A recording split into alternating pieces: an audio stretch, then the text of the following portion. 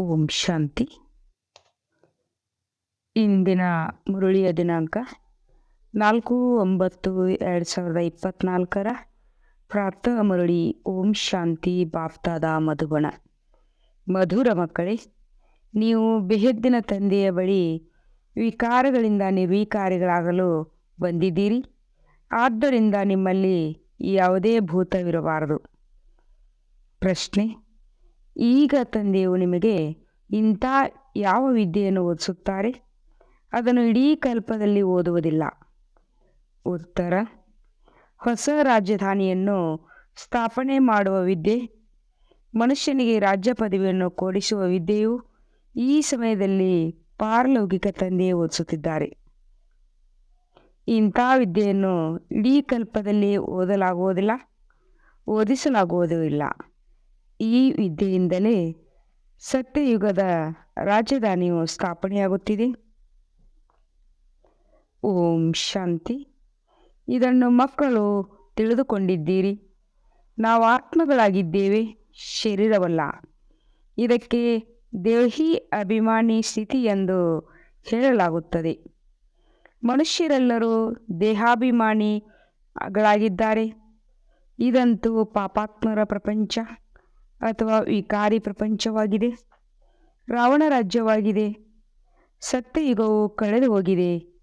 ಅಲ್ಲಿ ಎಲ್ಲರೂ ನಿರ್ವಿಕಾರಿಗಳಿದ್ದರು. ಮಕ್ಕಳಿಗೆ ಗೊತ್ತಿದೆ, ನಾವು ಪವಿತ್ರ ದೇವಿ ದೇವತೆಗಳಾಗಿದ್ದೆವು. 84 ಜನ್ಮಗಳ ನಂತರ ಮತ್ತೆ ಪತಿತರಾಗಿ ಇದ್ದೇವೆ. ಎಲ್ಲರೂ 84 ಜನ್ಮಗಳನ್ನು ತೆಗೆದುಕೊಳ್ಳುವುದಿಲ್ಲ. ಭಾರತವಾಸಿಗಳೇ ದೇವಿ ದೇವತೆಗಳಾಗಿ ಇದ್ದರು. ಅವರೇ 82, 83, 84 ಜನ್ಮಗಳನ್ನು ತೆಗೆದುಕೊಂಡಿದ್ದಾರೆ. ಈಗ ಅವರೇ ಪತಿತರಾಗಿದ್ದಾರೆ. ಭಾರತವೇ ಅವಿನಾಶಿ ಖಂಡವೆಂದು ಗಾಯನವಿದೆ. ಭಾರತದಲ್ಲಿ ಲಕ್ಷ್ಮೀನಾರಾಯಣರ ರಾಜ್ಯವಿದ್ದಾಗ ಇದನ್ನು ಹೊಸ ಪ್ರಪಂಚ, ಹೊಸ ಭಾರತವೆಂದು ಹೇಳಲಾಗುತ್ತಿತ್ತು. ಈಗ ಹಳೆಯ ಪ್ರಪಂಚ, ಹಳೆಯ ಭಾರತವಾಗಿದೆ. ಸತ್ಯಯುಗದಲ್ಲಂತೂ ಅವರು ಸಂಪೂರ್ಣ ನಿರ್ವಿಕಾರಿಗಳಾಗಿದ್ದರು. ಯಾವುದೇ ವಿಕಾರಗಳಿರಲಿಲ್ಲ. ಆ ದೇವತೆಗಳೇ 84 ಜನ್ಮಗಳನ್ನು ತೆಗೆದುಕೊಂಡು ಪತಿತರಾಗಿದ್ದಾರೆ. ಕಾಮದ ಭೂತ, ಕ್ರೋಧದ ಭೂತ, ಲೋಭದ ಭೂತ ಇವೆಲ್ಲವೂ ಕಠಿಣವಾದ ಭೂತಗಳಾಗಿವೆ. ಇವೆಲ್ಲದರಲ್ಲಿ ಮುಖ್ಯವಾದುದು ದೇಹಾಭಿಮಾನದ ಭೂತವಾಗಿದೆ. ರಾವಣ ರಾಜ್ಯವಾಗಿದೆ ಅಲ್ಲವೇ? ಈ ರಾವಣನು ಭಾರತದ ಅರ್ಧಕಲ್ಪದ ಶತ್ರುವಾಗಿದ್ದಾನೆ. ಈ ಸಮಯದಲ್ಲಿ ಮನುಷ್ಯನಲ್ಲಿ ಪಂಚವಿಕಾರಗಳು ಪ್ರವೇಶ ಮಾಡುತ್ತವೆ. ಈ ದೇವತೆಗಳಲ್ಲಿ ಈ ಭೂತಗಳಿರಲಿಲ್ಲ. ನಂತರ ಪುನರ್ಜನ್ಮವನ್ನು ತೆಗೆದುಕೊಳ್ಳುತ್ತಾ ಇವರ ಅಂದರೆ ಬ್ರಹ್ಮ ಆತ್ಮವು ಸಹ ವಿಕಾರದಲ್ಲಿ ಬಂದುಬಿಟ್ಟಿತು. ನಿಮಗೆ ತಿಳಿದಿದೆ, ಯಾವಾಗ ನಾವು ದೇವಿ ದೇವತೆಗಳಾಗಿದ್ದೇವೆಯೋ ಆಗ ಯಾವುದೇ ವಿಕಾರದ ಭೂತವಿರಲಿಲ್ಲ. ಸತ್ಯಯುಗ ತ್ರೇತಾಯುಗಕ್ಕೆ ರಾಮರಾಜ್ಯವೆಂದು ಹೇಳಲಾಗುತ್ತದೆ. ದ್ವಾಪಾರ ಕಲಿಯುಗಕ್ಕೆ ರಾವಣ ರಾಜ್ಯವೆಂದು ಹೇಳಲಾಗುತ್ತದೆ. ಇಲ್ಲಿ ಪ್ರತಿಯೊಬ್ಬ ನಾರಿಯಲ್ಲಿ ಪಂಚವಿಕಾರಗಳಿವೆ. ದ್ವಾಪಾರದಿಂದ ಕಲಿಯುಗದವರೆಗೂ 5 ವಿಕಾರಗಳು ನಡೆಯುತ್ತವೆ. ಈಗ ನೀವು ಪುರುಷೋತ್ತಮ ಸಂಗಮಯುಗದಲ್ಲಿ ಕುಳಿತಿದ್ದೀರಿ. ಬೃಹದ್ದಿನ ತಂದೆಯ ಬಳಿ ನೀವು ಬಂದಿರುವುದು ವಿಕಾರಿಗಳಿಂದ ನಿರ್ವಿಕಾರಿಗಳಾಗಲು.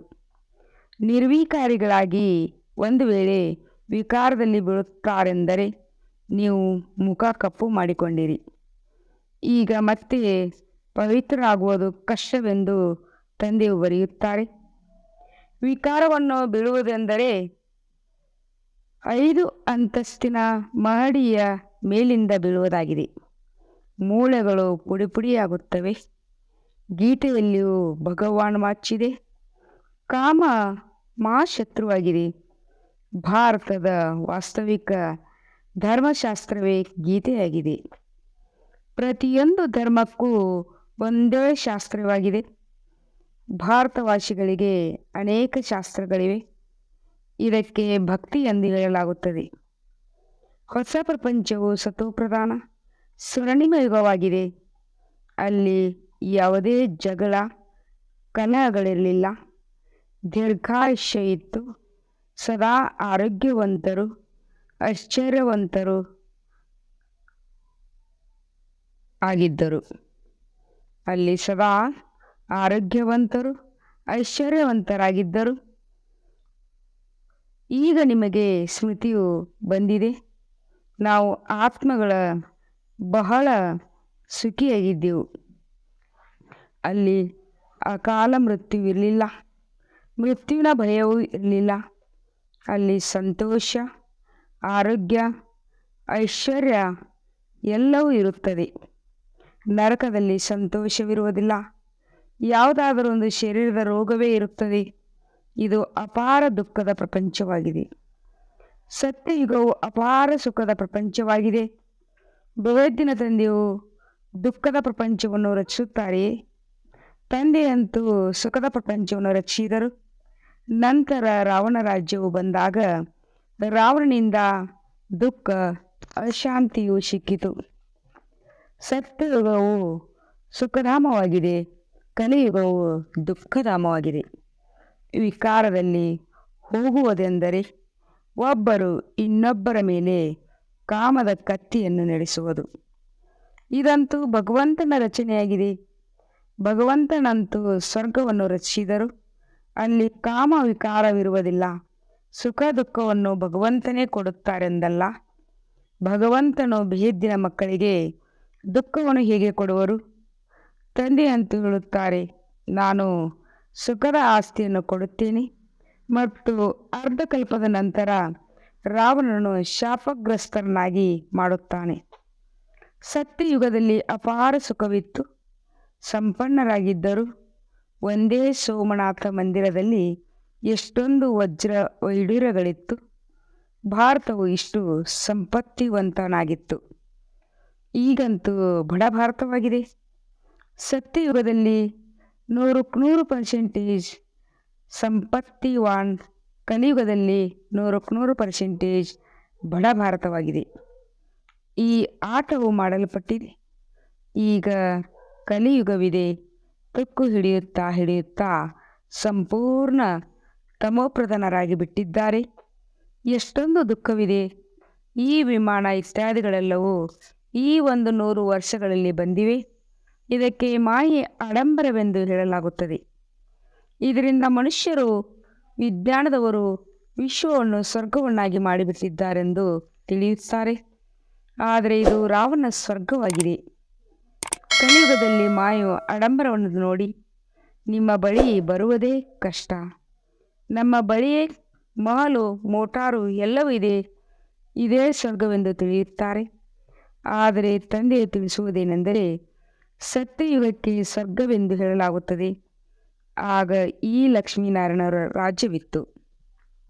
ಈಗಂತೂ ಈ ಲಕ್ಷ್ಮೀನಾರಾಯಣರ ರಾಜ್ಯವಿಲ್ಲ. ಕಲಿಯುಗದ ನಂತರ ಮತ್ತೆ ಇವರ ರಾಜ್ಯವು ಬರುವುದು. ಮೊದಲು ಭಾರತವು ಬಹಳ ಚಿಕ್ಕದಾಗಿತ್ತು. ಹೊಸ ಪ್ರಪಂಚದಲ್ಲಿ ಕೇವಲ 9 ಲಕ್ಷ ದೇವತೆಗಳಷ್ಟೇ ಇರುತ್ತಾರೆ. ನಂತರದಲ್ಲಿ ವೃದ್ಧಿಯಾಗುತ್ತಾ ಹೊಂದುತ್ತಾ ಇರುತ್ತಾರೆ. ಇಡೀ ಸೃಷ್ಟಿಯು ವೃದ್ಧಿಯಾಗುತ್ತದೆ ಅಲ್ಲವೇ? ಮೊಟ್ಟ ಮೊದಲು ಕೇವಲ ದೇವತೆಗಳಿದ್ದರು. ಅಂದಾಗ ಭಗವದ್ದಿನ ತಂದೆಯು ವಿಶ್ವದ ಇತಿಹಾಸ ಭೂಗೋಳವನ್ನು ತಿಳಿಸುತ್ತಾರೆ. ತಂದೆ ವಿನ ಮತ್ತಾರು ತಿಳಿಸಲು ಸಾಧ್ಯವಿಲ್ಲ. ಅವರಿಗೆ ಜ್ಞಾನಸಾಗರ, ಪರಂಪಿತ ಪರಮಾತ್ಮನೆಂದು ಹೇಳಲಾಗುತ್ತದೆ. ಅವರು ಎಲ್ಲ ಆತ್ಮಗಳ ತಂದೆಯಾಗಿದ್ದಾರೆ. ಆತ್ಮಗಳೆಲ್ಲರೂ ಸಹೋದರಾಗಿದ್ದಾರೆ.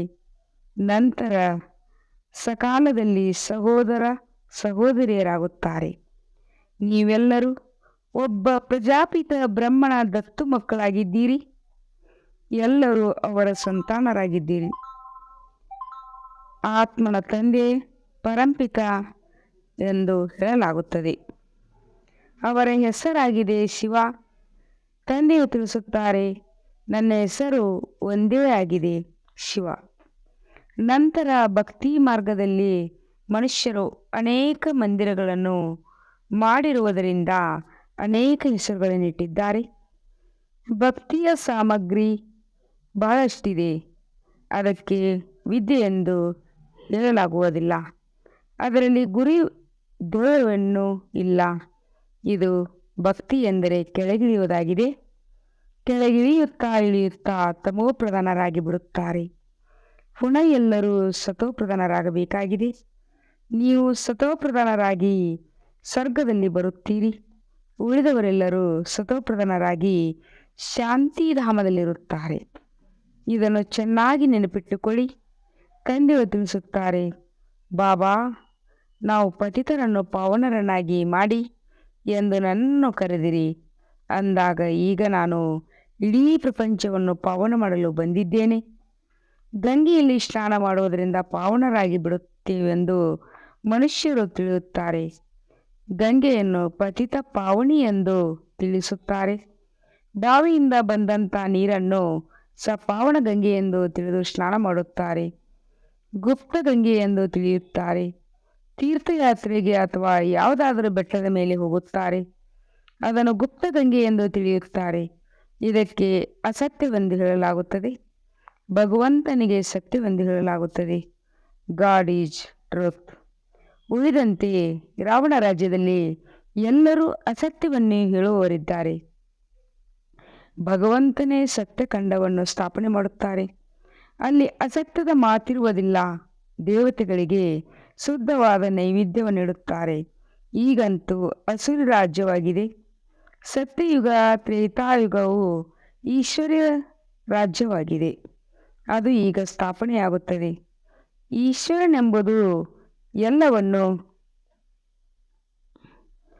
ಈಶ್ವರನೆಂಬುದು ಎಲ್ಲರನ್ನು ಪಾವನನಾಗಿ ಮಾಡುತ್ತಾರೆ. ದೇವತೆಗಳಲ್ಲಿ ಯಾವುದೇ ವಿಕಾರವಿರುವುದಿಲ್ಲ. ಯಥಾ ರಾಜ ರಾಣಿ ತಥಾ ಪ್ರಜಾ. ಎಲ್ಲರೂ ಪವಿತ್ರರಾಗಿರುತ್ತಾರೆ. ಇಲ್ಲಿ ಎಲ್ಲರೂ ಪಾಪಿಗಳು, ಕಾಮಿಗಳು, ಕ್ರೋಧಿಗಳಾಗಿದ್ದಾರೆ. ಹೊಸ ಪ್ರಪಂಚಕ್ಕೆ ಸ್ವರ್ಗ ಮತ್ತು ಇದಕ್ಕೆ ನರಕವೆಂದು ಹೇಳಲಾಗುತ್ತದೆ. ನರಕವನ್ನು ಸ್ವರ್ಗವನ್ನಾಗಿ ತಂದೆಯ ಹೊರತು ಯಾರೂ ಮಾಡಲು ಸಾಧ್ಯವಿಲ್ಲ. ಇಲ್ಲಿ ಎಲ್ಲರೂ ನರಕವಾಸಿ ಪತಿತರಾಗಿದ್ದಾರೆ. ಸತ್ಯಯುಗದಲ್ಲಿ ಪಾವನರಿರುತ್ತಾರೆ. ನಾವು ಪತಿತರಿಂದ ಪಾವನರಾಗುವುದಕ್ಕಾಗಿ ಸ್ನಾನ ಮಾಡಲು ಹೋಗುತ್ತೇವೆಂದು ಸತ್ಯಯುಗದಲ್ಲಿ ಹೇಳುವುದಿಲ್ಲ. ಇದು ವಿಭಿನ್ನ ಮನುಷ್ಯ ಸೃಷ್ಟಿರೂಪಿ ವೃಕ್ಷವಾಗಿದೆ. ಭಗವಂತನು ಬೀಜರೂಪನಾಗಿದ್ದಾರೆ. ಅವರೇ ರಚನೆಯನ್ನು ರಚಿಸುತ್ತಾರೆ. ಮೊದಲು ದೇವಿ ದೇವತೆಗಳನ್ನು ರಚಿಸುತ್ತಾರೆ. ನಂತರ ವೃದ್ಧಿಯನ್ನು ಹೊಂದುತ್ತಾ ಇಷ್ಟೊಂದು ಧರ್ಮಗಳಾಗಿ ಬಿಡುತ್ತವೆ. ಮೊದಲು ಒಂದು ಧರ್ಮ, ಒಂದು ರಾಜ್ಯವಿತ್ತು. ಸುಖವೇ ಸುಖವಿತ್ತು. ವಿಶ್ವದಲ್ಲಿ ಶಾಂತಿಯು ಬೇಕೆಂದು ಮನುಷ್ಯರು ಬಯಸುತ್ತಾರೆ. ಈಗ ಅದನ್ನು ನೀವು ಸ್ಥಾಪನೆ ಮಾಡುತ್ತಿದ್ದೀರಿ. ಎಲ್ಲರೂ ಸಮಾಪ್ತಿಗಾಗಿ ಕೆಲವರೇ ಉಳಿಯುತ್ತಾರೆ. ಎಲ್ಲರೂ ಸಮಾಪ್ತಿಯಾಗಿ ಕೆಲವರೇ ಉಳಿಯುತ್ತಾರೆ. ಈ ಚಕ್ರವು ಸುತ್ತುತ್ತಾ ಇರುತ್ತದೆ. ಈಗ ಕಲಿಯುಗದ ಅಂತ್ಯ ಮತ್ತು ಸತ್ಯಯುಗದ ಆದಿಯ ನಡುವಿನ ಪುರುಷೋತ್ತಮ ಸಂಗಮಯುಗವಾಗಿದೆ. ಇದಕ್ಕೆ ಕಲ್ಯಾಣಕಾರಿ ಪುರುಷೋತ್ತಮ ಸಂಗಮಯುಗ ಎಂದು ಹೇಳಲಾಗುತ್ತದೆ. ಕಲಿಯುಗದ ನಂತರ ಸತ್ಯಯುಗವು ಸ್ಥಾಪನೆಯಾಗುತ್ತಾ ಇದೆ. ನೀವು ಸಂಗಮದಲ್ಲಿ ಓದುತ್ತೀರಿ. ಇದರ ಫಲವು ಸತ್ಯಯುಗದಲ್ಲಿ ಸಿಗುತ್ತದೆ. ಇಲ್ಲಿ ಎಷ್ಟು ಪವಿತ್ರ ಆಗುತ್ತೀರಿ ಮತ್ತು ಓದುತ್ತೀರಿ, ಅಷ್ಟು ಶ್ರೇಷ್ಠ ಪದವಿಯನ್ನು ಪಡೆಯುತ್ತೀರಿ. ಇಂಥ ವಿದ್ಯೆಯು ಮತ್ತೆಲ್ಲಿಯೂ ಇರುವುದಿಲ್ಲ. ನಿಮಗೆ ಈ ವಿದ್ಯೆಯು ಸುಖವು ಹೊಸ ಪ್ರಪಂಚದಲ್ಲಿ ಸಿಗುತ್ತದೆ. ಒಂದು ವೇಳೆ ಯಾವುದೇ ಭೂತವಿದ್ದರೆ ಒಂದನೆಯದಾಗಿ ಶಿಕ್ಷೆ ಅನುಭವಿಸಬೇಕಾಗುತ್ತದೆ. ಎರಡನೆಯದಾಗಿ ಕಡಿಮೆ ಪದವಿಯನ್ನು ಪಡೆಯುತ್ತೀರಿ. ಯಾರು ಸಂಪೂರ್ಣರಾಗಿ ಅನ್ಯರಿಗೂ ಓದಿಸುವಿರೋ ಅವರು ಉತ್ತಮ ಪದವಿಯನ್ನೇ ಪಡೆಯುತ್ತಾರೆ. ಎಷ್ಟೊಂದು ಸೇವಾ ಕೇಂದ್ರಗಳಿವೆ. ಮುಂದೆ ಇನ್ನೂ ಲಕ್ಷಾಂತರ ಸೇವಾ ಕೇಂದ್ರಗಳಾಗಿ ಬಿಡುತ್ತವೆ. ಇಡೀ ವಿಶ್ವದಲ್ಲಿಯೇ ಸೇವಾ ಕೇಂದ್ರಗಳು ತೆರೆಯುತ್ತಾ ಹೋಗುತ್ತವೆ. ಪಾಪಾತ್ಮರಿಂದ ಪುಣ್ಯಾತ್ಮರಾಗಲೇಬೇಕಾಗಿದೆ. ನಿಮಗೆ ಗುರಿ ಇದ್ದೇವು ಇದೆ.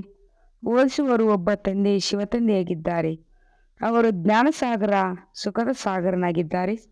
ಅವರೇ ಬಂದು ಓದಿಸುತ್ತಾರೆ. ಈ ಬ್ರಹ್ಮರವರು ಓದಿಸುವುದಿಲ್ಲ. ಇವರ ಮೂಲಕ ಶಿವತಂದೆ ಓದಿಸುತ್ತಾರೆ. ಇವರಿಗೆ ಭಗವಂತನ ರಥ, ಭಾಗ್ಯಶಾಲಿ ರಥವೆಂದು ಗಾಯನ ಮಾಡಲಾಗುತ್ತದೆ. ತಂದೆಯು ನಿಮ್ಮನ್ನು ಎಷ್ಟು ಪದಮಾಪದಂ ಭಾಗ್ಯಶಾಲಿಗಳನ್ನಾಗಿ ಮಾಡುತ್ತಾರೆ. ನೀವು ಬಹಳ ಸಾಹುಕಾರ ಆಗುತ್ತೀರಿ, ಎಂದಿಗೂ ರೋಗಿಗಳಾಗುವುದಿಲ್ಲ. ಆರೋಗ್ಯ, ಐಶ್ವರ್ಯ, ಸಂತೋಷ ಎಲ್ಲದೂ ಸಿಕ್ಕಿಬಿಡುತ್ತದೆ. ಇಲ್ಲಿ ಬಲೆ ಹಣವಿದೆ, ಆದರೆ ರೋಗಗಳಿವೆ. ಅಲ್ಲಿನ ಸಂತೋಷವು ಇಲ್ಲಿರಲು ಸಾಧ್ಯವಿಲ್ಲ. ಯಾವುದಾದರೊಂದು ದುಃಖವಿರುತ್ತದೆ, ಅಲ್ಲಂತೂ ಅದರ ಹೆಸರೇ ಆಗಿದೆ ಸುಖಧಾಮ, ಸ್ವರ್ಗ, ಪ್ಯಾರಡೈಸ್. ಈ ಶ್ರೀ ಲಕ್ಷ್ಮೀನಾರಾಯಣರಿಗೆ ರಾಜ್ಯವನ್ನು ಯಾರು ಕೊಟ್ಟರು? ಇದು ಯಾರಿಗೂ ಗೊತ್ತಿಲ್ಲ. ಈ ದೇವತೆಗಳು ಭಾರತದಲ್ಲಿದ್ದರು, ವಿಶ್ವದ ಮಾಲೀಕರಾಗಿದ್ದರು, ಯಾವುದೇ ವಿಭಾಗಗಳಿರಲಿಲ್ಲ. ಈಗಂತೂ ಎಷ್ಟೊಂದು ವಿಂಗಡಣೆಯಾಗಿದೆ. ರಾವಣ ರಾಜ್ಯವಿದೆ, ಎಷ್ಟು ಕತ್ತರಿಸಿ ಹೋಗಿದೆ, ಹೊಡೆದಾಡುತ್ತಿದ್ದಾರೆ. ಸತ್ಯಯುಗದಲ್ಲಂತೂ ಇಡೀ ಭಾರತದಲ್ಲಿ ಈ ದೇವಿ ದೇವತೆಗಳ ರಾಜ್ಯವಿತ್ತು. ಅಲ್ಲಿ ಮಂತ್ರಿ ಮೊದಲಾದವುಗಳು ಇರುತ್ತಿದ್ದಿಲ್ಲ. ಇಲ್ಲಂತೂ ನೋಡಿ ಎಷ್ಟೊಂದು ಮಂತ್ರಿಗಳಿದ್ದಾರೆ. ಏಕೆಂದರೆ ಬುದ್ಧಿಹೀನರಾಗಿದ್ದಾರೆ. ಆದ್ದರಿಂದ ಮಂತ್ರಿಗಳು ತಮೋಪ್ರಧಾನ ಪತಿತರೇ ಆಗಿದ್ದಾರೆ. ಪತಿತರಿಗೆ ಪತಿತರು ಸಿಗುವುದೆಂದರೆ ಕೈಗೆ ಕೈ ಜೋಡಿಸಿದ ಹಾಗೆ. ಇನ್ನು ಭ್ರಷ್ಟಾಚಾರವು ಹೆಚ್ಚುತ್ತಾ ಹೋಗುತ್ತದೆ. ಕಂಗಾಲಾಗುತ್ತಾ ಹೋಗುತ್ತಾರೆ, ಸಾಲವನ್ನು ತೆಗೆದುಕೊಳ್ಳುತ್ತಾ ಇರುತ್ತಾರೆ. ಸತ್ಯಯುಗದಲ್ಲಿ ದವಸ ಧಾನ್ಯ, ಫಲ ಇತ್ಯಾದಿಗಳನ್ನು ಬಹಳಷ್ಟು ಸ್ವಾದಿಷ್ಟವಾಗಿರುತ್ತವೆ. ನೀವು ಅಲ್ಲಿ ಹೋಗಿ ಎಲ್ಲವನ್ನು ಅನುಭವ ಮಾಡಿ ಬರುತ್ತೀರಿ. ಸೂಕ್ಷ್ಮವತನದಲ್ಲಿ ಹೋಗುತ್ತೀರಿ, ಸ್ವರ್ಗದಲ್ಲಿಯೂ ಹೋಗುತ್ತೀರಿ. ತಂದೆಯು ತಿಳಿಸುತ್ತಾರೆ ಸೃಷ್ಟಿ ಚಕ್ರವು ಹೇಗೆ ಸುತ್ತುತ್ತದೆ.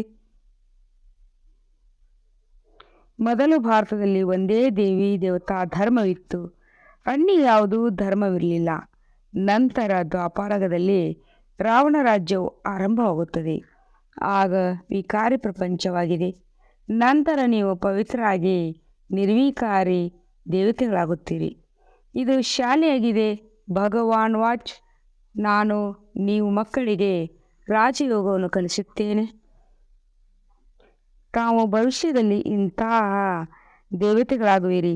ರಾಜವಿದ್ಯೆಯ ಮತ್ತೆಲ್ಲಿ ಸಿಗುವುದಿಲ್ಲ.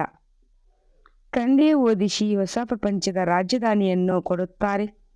ಪಾರಲೌಕಿಕ ತಂದೆ, ಶಿಕ್ಷಕ, ಸದ್ಗುರು ಒಬ್ಬರೇ ಶಿವತಂದೆಯಾಗಿದ್ದಾರೆ. ತಂದೆ ಎಂದರೆ ಅವಶ್ಯವಾಗಿ ಆಸ್ತಿಯು ಸಿಗಲೇಬೇಕು. ಭಗವಂತನು ಅವಶ್ಯವಾಗಿ ಸ್ವರ್ಗದ ಆಸ್ತಿಯನ್ನೇ ಕೊಡುತ್ತಾರೆ. ಯಾವ ರಾವಣನನ್ನು ಪ್ರತಿ ವರ್ಷವೂ ಸುಡುತ್ತಾರೆಯೋ ಇವನು ಭಾರತದ ಮೊದಲನೆಯ ಶತ್ರುವಾಗಿದ್ದಾನೆ. ರಾವಣನ ಹೇಗೆ ಅಸುರರನ್ನಾಗಿ ಮಾಡಿಬಿಟ್ಟಿದ್ದಾನೆ. ರಾವಣ ರಾಜ್ಯವು 2500 ವರ್ಷಗಳು ನಡೆಯುತ್ತದೆ. ತಂದೆಯು ತಿಳಿಸುತ್ತಾರೆ, ನಾನು ನಿಮ್ಮನ್ನು ಸುಖಧಾಮದ ಮಾಲೀಕರನ್ನಾಗಿ ಮಾಡುತ್ತೇನೆ. ರಾವಣನು ನಿಮ್ಮನ್ನು ದುಃಖಧಾಮದಲ್ಲಿ ಕರೆದುಕೊಂಡು ಹೋಗುತ್ತೇನೆ. ನಿಮ್ಮ ಆಯುಷ್ಯೂ ಸಹ ಕಡಿಮೆ ಆಗಿಬಿಡುತ್ತದೆ. ಆಕಸ್ಮಿಕವಾಗಿ ಅಕಾಲ ಮೃತ್ಯುವಾಗುತ್ತದೆ. ಅನೇಕ ರೋಗಗಳು ಬರುತ್ತವೆ. ಸತ್ಯಯುಗದಲ್ಲಿ ಈ ರೀತಿ ಮಾತುಗಳಿರುವುದಿಲ್ಲ. ಹೆಸರೇ ಆಗಿದೆ ಸ್ವರ್ಗ. ಈಗ ತಮ್ಮನ್ನು ಹಿಂದೂಗಳೆಂದು ಕರೆಸಿಕೊಳ್ಳುತ್ತಾರೆ, ಏಕೆಂದರೆ ಪತಿತರಾಗಿದ್ದಾರೆ.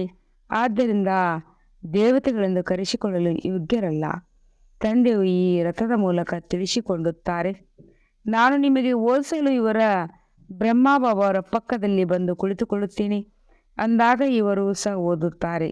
ನೀವೆಲ್ಲರೂ ವಿದ್ಯಾರ್ಥಿಗಳಾಗಿದ್ದೀರಿ. ಒಬ್ಬ ತಂದೆ ಶಿಕ್ಷಕನಾಗಿದ್ದಾರೆ. ಈಗ ತಂದೆ ಓದಿಸುತ್ತಾರೆ, ಮತ್ತೆ 5000 ವರ್ಷಗಳ ನಂತರ ಪುನಃ ಓದುತ್ತಾರೆ. ಈ ಜ್ಞಾನ ವಿದ್ಯೆಯು ನಂತರ ಪ್ರಾಯಲೋಪವಾಗಿ ಬಿಡುತ್ತದೆ. ಓದಿ ನೀವು ದೇವತೆಗಳಾದಿರಿ. 2500 ವರ್ಷಗಳ ಸುಖದ ಆಸ್ತಿಯನ್ನು ಪಡೆದಿರಿ. ನಂತರ ದುಃಖ, ರಾವಣ ಶಾಪವು ಆರಂಭವಾಯಿತು. ಈಗ ಭಾರತವು ಬಹಳಷ್ಟು ದುಃಖಿಯಾಗಿದೆ. ಇದು ದುಃಖಧಾಮವಾಗಿದೆ. ಪತಿತ ಪಾವನ ಬನ್ನಿ, ಬಂದು ಪಾವನರನ್ನಾಗಿ ಮಾಡಿ ಎಂದು ಕರೆಯುತ್ತಾರಲ್ಲವೇ. ಅಂದಾಗ ಈಗ ನಿಮ್ಮಲ್ಲಿ ಯಾವ ವಿಕಾರವೂ ಇರಬಾರದು. ಆದರೆ ಅರ್ಧಕಲ್ಪ ರೋಗವು ಅಷ್ಟು ಬೇಗ ಬಿಟ್ಟು ಹೋಗುತ್ತದೆ. ಆ ಲೌಕಿಕ ವಿದ್ಯೆಯಲ್ಲಿಯೂ ಸಹ ಯಾರು ಚೆನ್ನಾಗಿ ಓದುವುದಿಲ್ಲವೋ ಅವರು ಅನುತ್ತೀರ್ಣರಾಗುತ್ತಾರೆ. ಯಾರು ಗೌರವಪೂರ್ಣವಾಗಿ ತೇರ್ಗಡೆಯಾಗುವರೋ ಅವರು ವಿದ್ಯಾರ್ಥಿ ವೇತನವನ್ನು ಪಡೆಯುತ್ತಾರೆ. ಹಾಗೆ ನಿಮ್ಮಲ್ಲಿಯೂ ಸಹ ಯಾರು ಚೆನ್ನಾಗಿ ಪವಿತ್ರರಾಗಿ ಮತ್ತೆ ಅನ್ಯರನ್ನು ಮಾಡುತ್ತಾರೆಯೋ ಅವರು ಈ ಬಹುಮಾನವನ್ನು ತೆಗೆದುಕೊಳ್ಳುತ್ತಾರೆ. 8ರ ಮಾಲೆ ಇದೆ. 8 ಮಂದಿ ಗೌರವಪೂರ್ಣವಾಗಿ ತೇರ್ಗಡೆಯಾಗುತ್ತಾರೆ. ನಂತರ 108ರ ಮಾಲೆಯಾಗುತ್ತದೆ. ಆ ಮಾಲೆಯು ಸ್ಮರಣೆ ಮಾಡಲಾಗುತ್ತದೆ. ಮನುಷ್ಯರು ಇದರ ರಹಸ್ಯವನ್ನು ತಿಳಿದುಕೊಂಡಿಲ್ಲ. ಮಾಲೆಯಲ್ಲಿ ಮೇಲೆ ಹೂ ಇರುತ್ತದೆ. ಅದರ ನಂತರ 2 ಜೋಡಿ ಮಣಿಗಳು ಸ್ತ್ರೀ ಮತ್ತು ಪುರುಷರಿಬ್ಬರು ಪವಿತ್ರರಾಗಿರುತ್ತಾರೆ. ಇವರು ಲಕ್ಷ್ಮೀನಾರಾಯಣರ ಪವಿತ್ರರಾಗಿದ್ದಾರಲ್ಲವೇ? ಸ್ವರ್ಗವಾಸಿಗಳೆಂದು ಕರೆಸಿಕೊಳ್ಳುತ್ತಿದ್ದರು. ಇದೇ ಆತ್ಮಗಳು ಪುನರ್ಜನ್ಮವನ್ನು ತೆಗೆದುಕೊಳ್ಳುತ್ತಾ ಈಗ ಪತಿತರಾಗಿ ಬಿಟ್ಟಿದ್ದಾರೆ. ಮತ್ತೆ ಪವಿತ್ರರಾಗಿ ಇಲ್ಲಿಂದ ಪಾವನ ಪ್ರಪಂಚಕ್ಕೆ ಹೋಗುತ್ತಾರೆ. ವಿಶ್ವದ ಇತಿಹಾಸ ಭೂಗೋಳವು ಪುನರಾವರ್ತನೆಯಾಗುತ್ತದೆ ಅಲ್ಲವೇ? ಸ್ವೀಕಾರಿ ರಾಜರು ನಿರ್ವಿಕಾರಿ ರಾಜರ ಮಂದಿರವನ್ನು ಕಟ್ಟಿಸಿ ಅವರನ್ನು ಪೂಜಿಸುತ್ತಾರೆ. ಪೂಜ್ಯರಾಗಿದ್ದವರೇ ನಂತರ ಪೂಜಾರಿಗಳಾಗುತ್ತಾರೆ. ವಿಕಾರಿಗಳಾಗುವ ಕಾರಣ ಆ ಪ್ರಕಾಶತೆಯ ಕಿರೀಟವು ಇಲ್ಲದಿರುವುದನ್ನು ನೋಡುತ್ತೇವೆ. ಈ ಆಟವು ಮಾಡಲ್ಪಟ್ಟಿದೆ. ಇದು ಬೇಹದ್ದಿನ ವಿಚಿತ್ರವಾದ ಆಟವಾಗಿದೆ. ಮೊಟ್ಟ ಮೊದಲಿಗೆ ಒಂದೇ ಧರ್ಮವಿತ್ತು. ಅದಕ್ಕೆ ರಾಮರಾಜ್ಯವೆಂದು ಹೇಳಲಾಗುತ್ತದೆ. ನಂತರ ಬೇರೆ ಬೇರೆ ಧರ್ಮದವರು ಬರುತ್ತಾರೆ. ಈ ಸೃಷ್ಟಿ ಚಕ್ರವು ಹೇಗೆ ಸುತ್ತುತ್ತಿರುತ್ತದೆ ಎಂಬುದನ್ನು ಸಹ ಒಬ್ಬ ತಂದೆಯೇ ತಿಳಿಸುತ್ತಾರೆ. ಭಗವಂತನು ಒಬ್ಬರೇ ಆಗಿದ್ದಾರೆ. ಒಳ್ಳೆಯದು. ಮಧುರಾತಿ ಮಧುರ ಅಗಲಿ ಹೋಗಿ ಮರಳಿ ಸಿಕ್ಕಿರುವಂಥ ಮಕ್ಕಳ ಪ್ರತಿ ಮಾತ್ಪಿತಾ ಬಾಪ್ತದರ ನೆನಪು, ಪ್ರೀತಿ ಹಾಗೂ ಸುಪ್ರಭಾತ. ಆತ್ಮೀಯ ಮಕ್ಕಳಿಗೆ ಆತ್ಮೀಯ ತಂದೆಯ ನಮಸ್ತೆ. हम रूहानी बच्चों की रूहानी बाप दादा को याद, प्यार और गुड मॉर्निंग और नमस्ते नमस्ते नमस्ते. ಶುಕ್ರಿಯಾ ಬಾಬಾ, ಶುಕ್ರಿಯಾ ಶುಕ್ರಿಯಾ ಬಾಬಾ, ಶುಕ್ರಿಯಾ. ಧಾರಣೆಗಾಗಿ ಮುಖ್ಯ ಸಾರ: ಸ್ವಯಂ ಭಗವಂತನೇ ಶಿಕ್ಷಕನಾಗಿ ಓದಿಸುತ್ತಾರೆ. ಆದ್ದರಿಂದ ಬಹಳ ಚೆನ್ನಾಗಿ ಓದಬೇಕಾಗಿದೆ. ವಿದ್ಯಾರ್ಥಿ ವೇತನವನ್ನು ಪಡೆಯಲು ಪವಿತ್ರರಾಗಿ ಅನ್ಯರನ್ನು ಪವಿತ್ರನಾಗಿ ಮಾಡುವ ಸೇವೆ ಮಾಡಬೇಕಾಗಿದೆ. 2ನೇ ಪಾಯಿಂಟ್: ಒಳಗೆ ಕಾಮ, ಕ್ರೋಧ ಇತ್ಯಾದಿ ಯಾವುದೆಲ್ಲ ಭೂತಗಳು ಪ್ರವೇಶವಾಗಿದೆಯೋ ಅದನ್ನು ತೆಗೆಯಬೇಕಾಗಿದೆ. ಗುರಿ ಧ್ಯೇಯವನ್ನು ಸಮ್ಮುಖದಲ್ಲಿಟ್ಟುಕೊಂಡು ಪುರುಷಾರ್ಥ ಮಾಡಬೇಕಾಗಿದೆ. ವರದಾನ: ಮಾಯೆಯ ನೆರಳಿನಿಂದ ಹೊರಬಂದು ನೆನಪಿನ ಛತ್ರಛಾಯೆಯಲ್ಲಿರುವಂಥ ನಿಶ್ಚಿಂತ ಚಕ್ರವರ್ತಿ ಭವ. ಯಾರು ಸದಾ ತಂದೆಯ ನೆನಪಿನ ಛತ್ರಛಾಯೆಯ ಒಳಗೆ ಇರುತ್ತಾರೆ ಅವರು ಸ್ವಯಂ ಸದಾ ಸುರಕ್ಷತೆಯ ಅನುಭವ ಮಾಡುತ್ತಾರೆ. ಮಾಯೆಯು ನೆರಳಿನಿಂದ ಸುರಕ್ಷಿತವಾಗಿರಲು ಸಾಧನವಾಗಿದೆ. ತಂದೆಯ ಛತ್ರಛಾಯೆ ಕೆಳಗೆ ಇರುವವರು ಸದಾ ನಿಶ್ಚಿಂತ ಚಕ್ರವರ್ತಿಗಳಾಗುತ್ತಾರೆ. ಒಂದು ವೇಳೆ ಏನಾದರೂ ಚಿಂತೆ ಇದ್ದರೆ ಖುಷಿ ಕಳೆದುಕೊಳ್ಳುವರು. ಖುಷಿ ಕಳೆದು ಹೋಗುವುದು. ಖುಷಿ ಕಳೆದು ಹೋದರೆ, ಬಲಹೀನವಾದರೆ ಮಾಯೆಯ ನೆರಳಿನ ಪ್ರಭಾವ ಬಿದ್ದು ಬಿಡುವುದು. ಏಕೆಂದರೆ ಬಲಹೀನತೆಯ ಮಾಯೆಯನ್ನು ಆಹ್ವಾನ ಮಾಡುವುದು. ಮಾಯೆ ಛಾಯೆ ಸ್ವಪ್ನದಲ್ಲಿಯೂ ಸಹ ಬಿದ್ದಿದೆ, ಆದರೆ ಬಹಳ ತೊಂದರೆ ಮಾಡುತ್ತದೆ. ಮಾಯೆ ಛಾಯೆ ಸ್ವಪ್ನದಲ್ಲಿಯೂ ಸಹ ಬಿದ್ದಿದ್ದೇ ಆದರೆ ಬಹಳ ತೊಂದರೆ ಮಾಡುತ್ತದೆ. ಆದ್ದರಿಂದ ಸದಾ ಛತ್ರಛಾಯೆ ಕೆಳಗೆ ಇರಿ. ಸ್ಲೋಗನ್ ಆಗಿದೆ: ತಿಳುವಳಿಕೆ ಎನ್ನುವ ಸ್ಕ್ರೂ ಡ್ರೈವರ್ನಿಂದ ಹುಡುಗಾಟಿಕೆ ಎನ್ನುವ ಲೂಸ್ ಸ್ಕ್ರೂವನ್ನು ಟೈಟ್ ಮಾಡಿ ಸದಾ ಎಚ್ಚರಿಕೆಯಿಂದಿರಿ. ತಿಳುವಳಿಕೆ ಎನ್ನುವ ಸ್ಕ್ರೂ ಡ್ರೈವರ್ನಿಂದ ಹುಡುಗಾಟಿಕೆ ಎನ್ನುವ ಲೂಸ್ ಸ್ಕ್ರೂವನ್ನು ಟೈಟ್ ಮಾಡಿ ಸದಾ ಎಚ್ಚರಿಕೆಯಿಂದಿರಿ. ಓಂ ಶಾಂತಿ.